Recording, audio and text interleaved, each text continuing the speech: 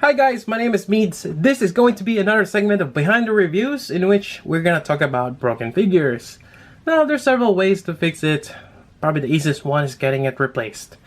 So we're gonna talk about that. Otherwise, you have to fix it yourself. Or worst comes to worst, you have to salvage them. Yep. Alright, so let's first talk about getting it replaced. Now, I'm going to be sharing some of my experiences with different companies, distributors, or stores out there. And yeah, I just want to share them to you. So, as many of us have experienced for us toy collectors, it's very unfortunate when you open up a brand new figure where sometimes there's a missing part or something just broken, like a dangling joint right out of the box. It's really frustrating. Or sometimes when you're playing with your figure and all of a sudden a joint broke. Happened to me a couple of times. Especially with the Player Arts Guy and on occasion Figma and on occasion some of other figures out there. So let's first talk about Good Small Company. I had a very good experience with them, and in which I had a broken joint, and here we go. So I have this Ninja Slayer right here, and that joint right there broke. It's actually, this is the normal joint right here, and this was actually my fix, which I'll talk in a bit. But I've taken a photo of the broken joint, and I've sent it to them. Now, you have to take the broken joint as it is. Do not attempt to fix it.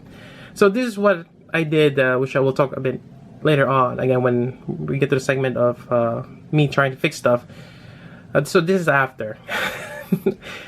I have a bit of an OCD of trying to fix things right away. So I took a picture and sent it to them of the broken joint, and they actually send you a brand new joint. And sometimes if you cannot take it out, they will actually send you the upper shoulder or the upper arm, which is great, and they do it for free. So far, I believe they still do it, and mostly for the new ones, because they can't really replace something. If it's an old Figma, they might not have it anymore, but it never hurts to ask them. But yeah, has happened. And also, for those who remembered my Shimikaze from the Kankoli, or the boat girls, I had two left butt cheeks for Shimikaze. I just need the right butt, and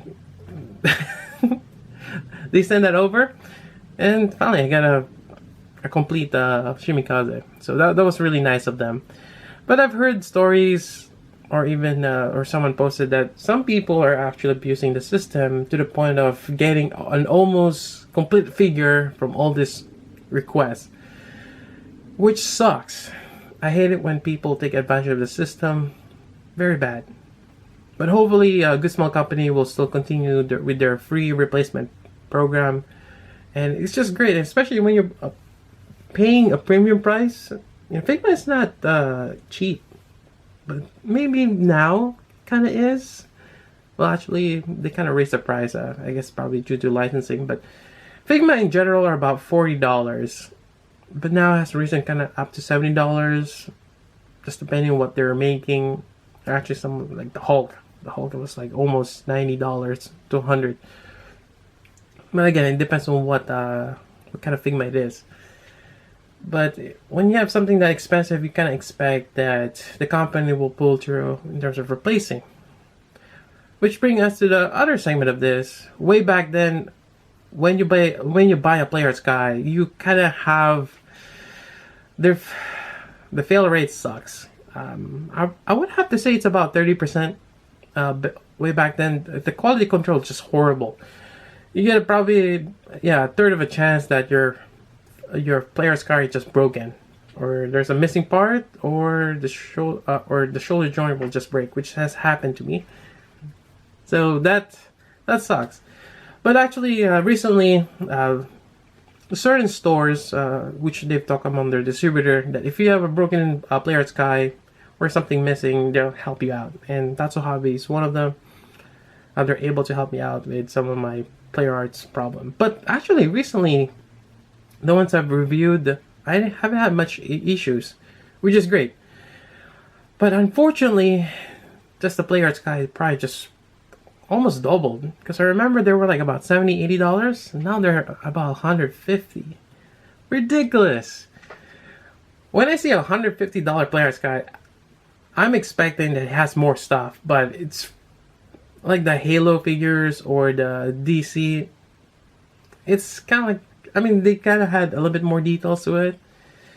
Quality control is a bit better, but you know, certain design aspects still sucks. But yeah, I don't know. Yeah, it sucks. Anyways, so that's that story. Otherwise, there's also Big Bad Toy Store, and for those who remembered, I do have the 18-inch Striker Eureka right there, and I had the unfortunate problem where the LED is dancing. So basically, there's a bit of a loose wiring inside. And someone commented that it probably could get worse to the point that it could burn out the LED. So I don't want to get to that point. I kind of like the dancing part, but you know, might as well get it fixed. So I requested that, and basically you have to return the figure that's broken or something wrong with it with the original shipper box they have, and just have to put a return label. I did that. Got a new one. Actually, I requested them, can you make sure the new one doesn't blink or doesn't do the dancing LED. Unfortunately, it's sealed brand new, so you just gotta take a chance again. Unfortunately, there's no issues when I got it, so that was really great on behalf of BBTS. I'm quite happy for that. And just certain things that it's kind of a bit more expensive in BBTS, but knowing that they're there for you when something goes wrong with your figure, it's really nice. So that's that part in terms of replacement. And yeah, there's actually other experiences I just can't recall right now. There's a lot out there. Otherwise, moving on, let's go to fixing stuff. Yep. So what if yeah, let's say some of my Player Sky way back where I didn't have a replacement. I think I tried contacting Square Enix before, and I'm not sure if I already mentioned this, but I just wasn't able to get anything if you haven't bought from them directly, because I was buying it through AmiAmi way back. So yeah. So that's when you kind of took upon yourself to fix the problem. So otherwise, you have a broken figure, and unless you know someone else out there who are willing to fix it, yeah. So it's a good skill to learn how to fix it. And there are a couple of tools that you kind of need. I would have to say this is probably one of the important ones, the micro pin vise. And I have a bunch of drills here. I got this through Amazon. This is really nice for pinning. And you can just use actually paper clips. I've been using this, or also the jumbo ones, to kind of give it a bit more support. And basically pinning is, if you have a broken joint like this, you drilled both ends and you put the paper clip in there and join it together, and you might have to put a little bit of super glue, and that will have a better connection, or basically a way to fix that broken joint. And actually, let's see, I don't think I have a sample here with that. I actually can't remember. But let me show you some of my experiences. So this is kind of way back when I got Gerald Zod. I wasn't really that great with fixing things yet. You gotta start somewhere. So what happened to my Gerald Zod? The right shoulder just gave up on me. So it broke. So now it's kind of loose. I'm still in the works of fixing this. I don't know. I could have just left Gerald Zod just having that standing pose. So what happened is this joint here, this peg broke off, and that peg actually got stuck inside the torso. I had to drill that out. Well, back then I wasn't into pinning yet, but you kind of want to save that broken peg. That way you can drill through that and here to pin it back on this hinge. Actually, this hinge is kind of tricky too because it's such a weird design. Yeah, so what I did or end up doing is get a coat hanger, get enough peg that I needed, and drill through that. And one thing I like to do is keep that articulation, so I made sure I still have that articulation there. Now I drilled this to get that broken peg, but I made it too big. So right now I've put some electrical tape. The back side of the tape is too smooth. That's probably why it's just sliding over. But that is my fix. It's a temporary fix. I still need to work on it, but for now, there we go. It works. Otherwise, I've also done the fixes where to improve something. So I'm still in Player Sky. I have this Master Chief here. What happened is this took a nosedive out of my shelf. And it broke off that peg connecting the rifle right here. So what I did is it's already broken. I kind of cleaned it off, add a magnet there, add a magnet there on the back side, and now there we go. It's magnetized. Very easy to take out. Plus, it doesn't stick out. That peg, it's a bit of an eyesore. Now it's flat, flush. There's no peg sticking out. So it was great. It was a great mod to do. And I'm glad that thing broke, because it's kind of annoying, that peg. And sometimes I have that feeling that when something breaks, I'm kind of sad and happy at the same time.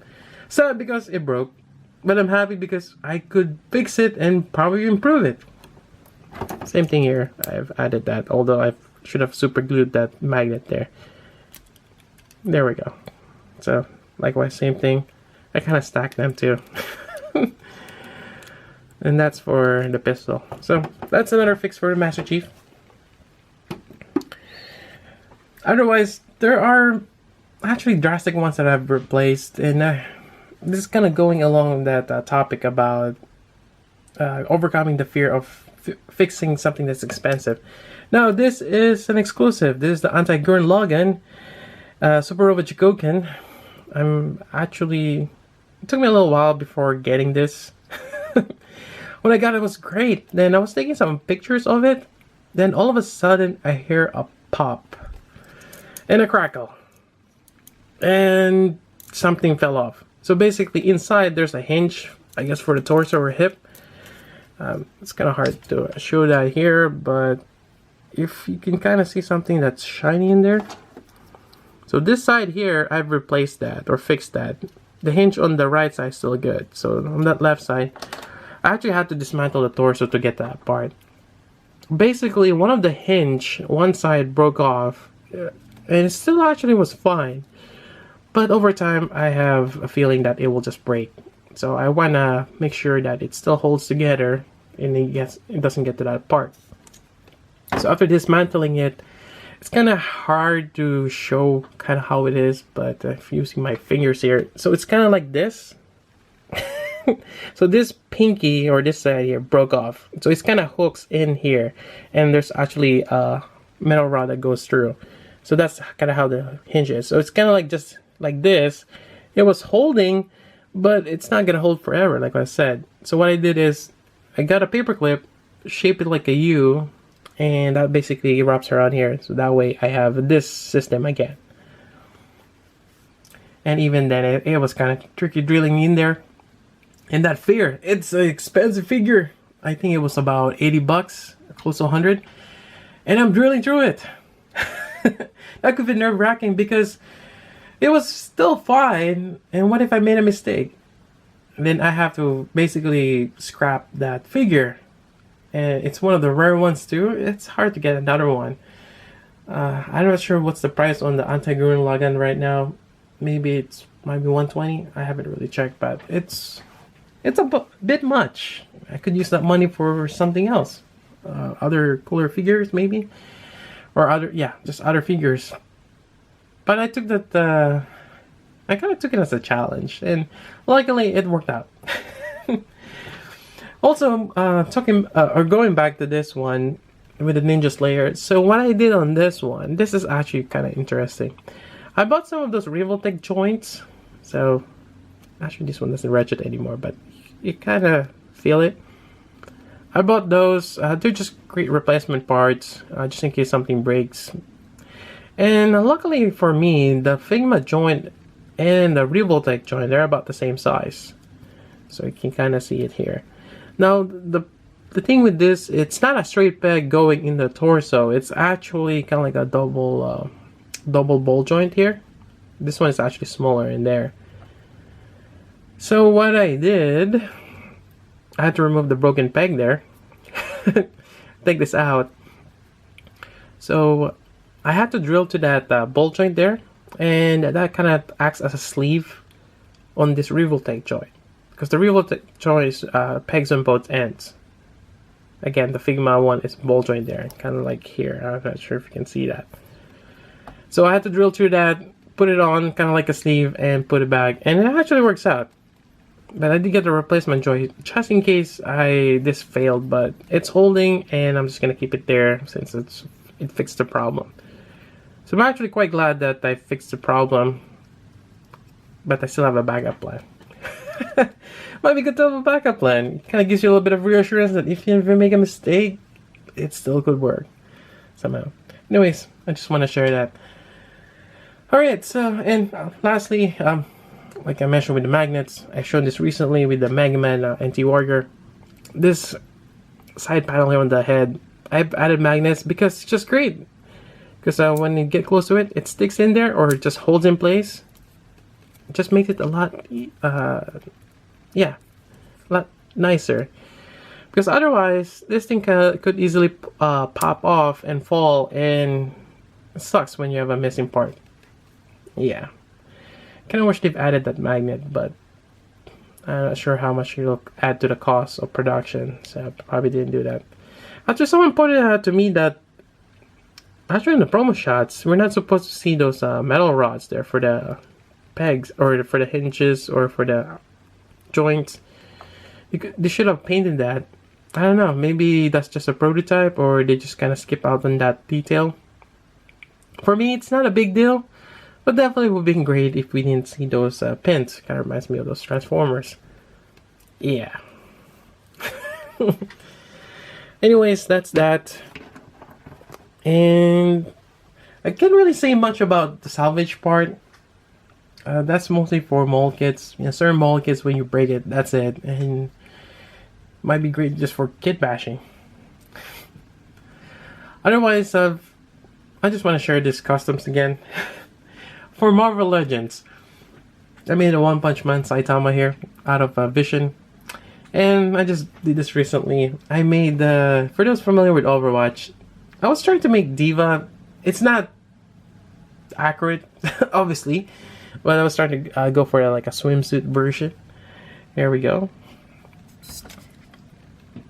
And the skin tone is actually off also. Diva has a lighter skin tone.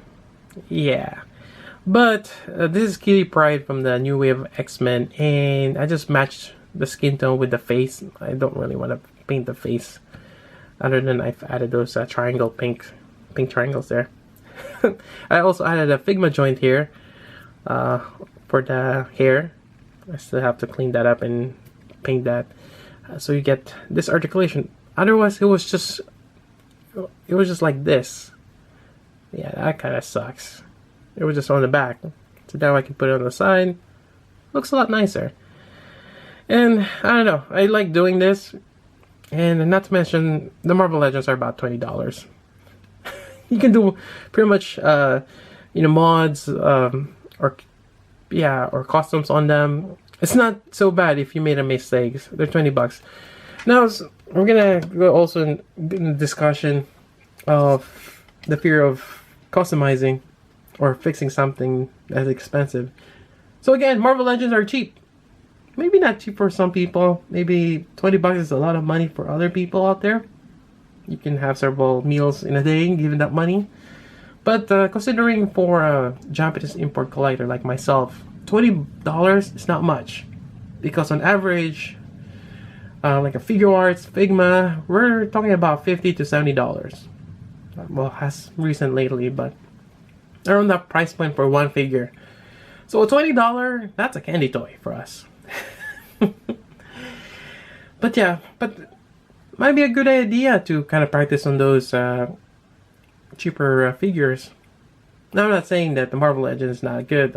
I like them for what they are. They're very durable. They're great toys for kids, and you have the variety. Although they're using the same mold for the bodies, but you get a variety of them. You get a lot of characters to collect. They're very collectible. I also like the idea of build a figure. Well, maybe. It's great that it's an added thing. Aside from buying those several figures, you get an extra figure at the end. But it sucks if you just want to have a couple. You don't want to collect the whole line, but you're kind of forced to because of that. That's what I'm trying to say.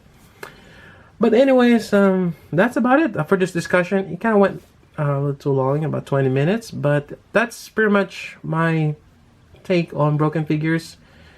I would say, actually, wait, I kind of forgot. Just bear with me.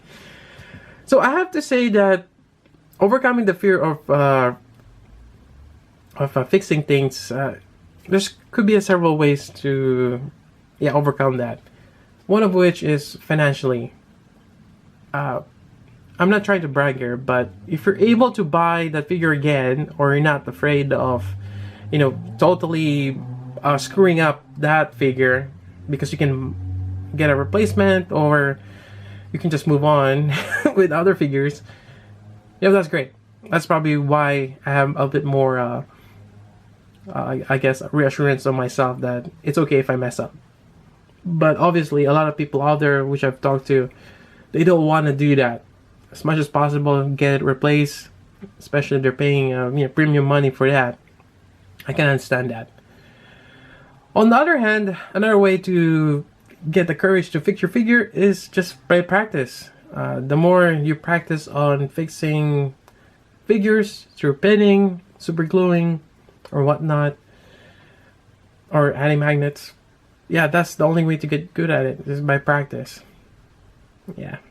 Unfortunately, it's kind of hard to do to expensive figures if the first part wasn't, or I mean, if you're not financially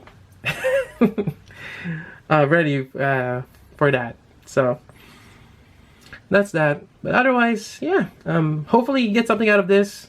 Hopefully I didn't confuse you. Sorry, sometimes it's hard to gather your thoughts and just try to wing a discussion. Should have some prep notes. Anyways, that's about it. If you have any experiences about fixing figures or getting stuff replaced, let me know through the comments down below. I like to hear them out or read on them. And definitely, I would highly recommend learning how to fix figures or toys, especially if you have a lot, or if you're really into the collecting hobby, because it happens. And the more you collect, it's bound to have that you're gonna have more chances of getting a broken figure. Hopefully it doesn't happen as much, but it does happen. Anyways, that's about it for this. So until then, this is Meats. Thanks for listening.